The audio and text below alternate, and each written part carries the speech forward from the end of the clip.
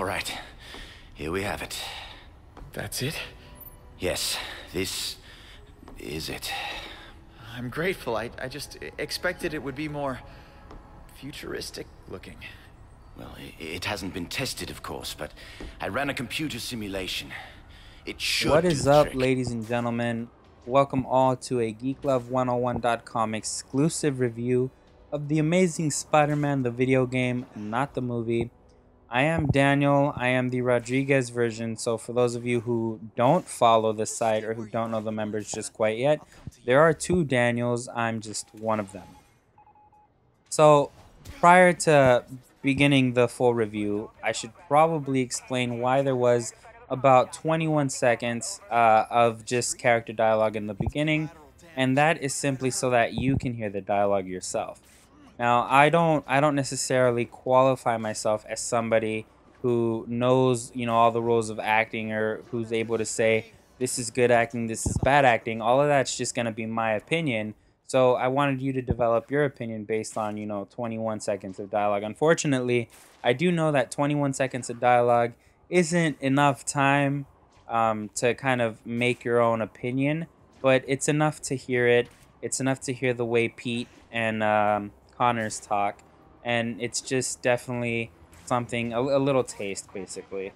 Nothing too far. Nothing that'll get us in trouble, hopefully. Nothing that, will do any of that. But it is just a little hint of what is in the game as far as dialogue goes. Now, dialogue is important.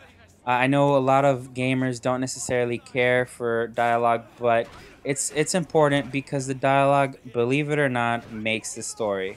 If the characters have shitty acting, then the story is gonna be like carried out bad, or rather in a bad way.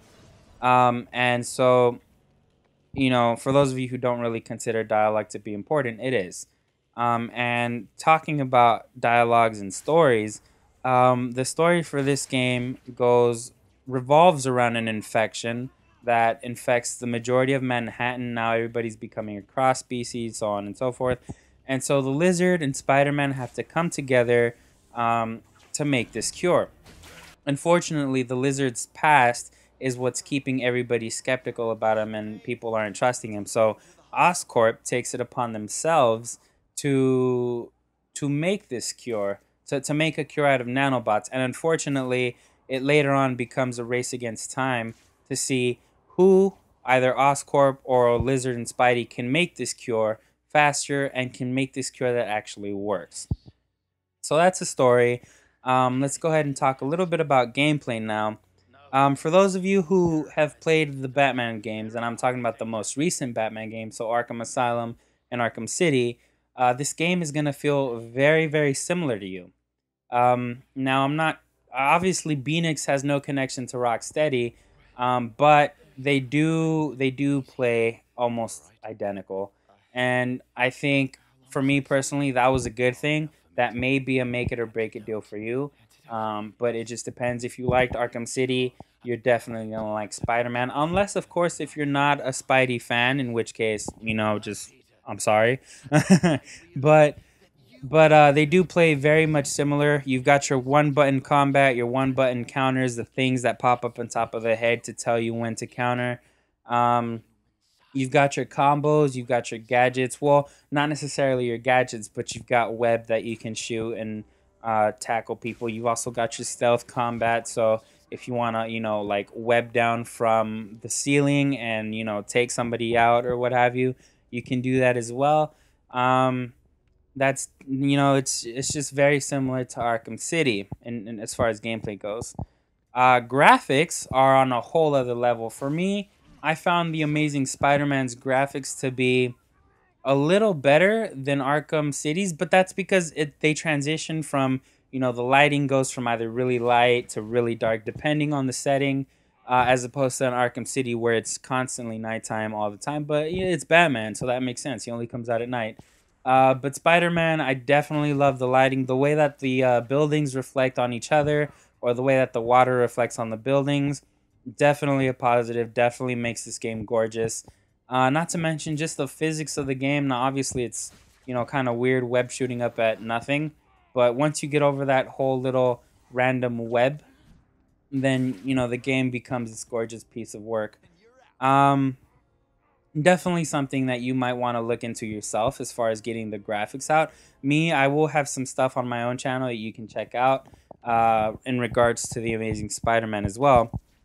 Um, I was asked by my employers to talk about what I'm about to talk about, and that's, do you need to see the movie before playing the game? Now, I'm gonna go ahead and say no. And the reason why I say no is because I haven't watched the film and I'm still playing the game and I'm understanding everything perfectly. So, yes, you would have to watch the film to understand the backstory as far as why Kurt and Pete came together. But as far as, just playing this on your own, no, you don't have to watch the film. This film is not related to the movie in terms of just, the story or anything like that. It's just its own separate thing that kind of happens after the movie. So think of it as a sequel to the film. And next thing, and the last thing I wanted to talk about is this game worth your money? Obviously, other reviewers use a score. We're going to go ahead, or at least I'm going to go ahead and talk about, is this game worth $60 fucking dollars?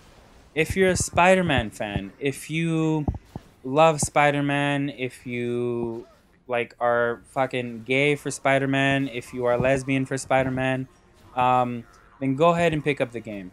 It's not gonna disappoint you. You're gonna love it. You're gonna love everything about it.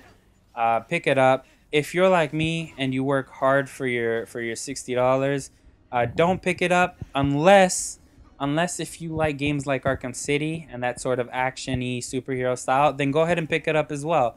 However, if you only this is a playthrough only once, so if that is a make it or break it deal for you, then just either wait till the price drops or go ahead and borrow it from a friend.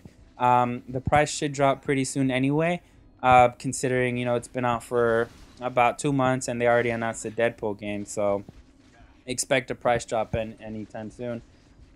Or you can even just rent it if you don't mind paying like the $6 and however many cents it costs to rent a game. Now, I haven't been to a Blockbuster in years, so I don't know how much it costs now. But, rent it, borrow it. If you're a hardcore Spider-Man fan, if you're just a Spider-Man fan in general, pick it up. You won't regret it. And with that being said, guys, thanks for watching, and we will talk to you all soon.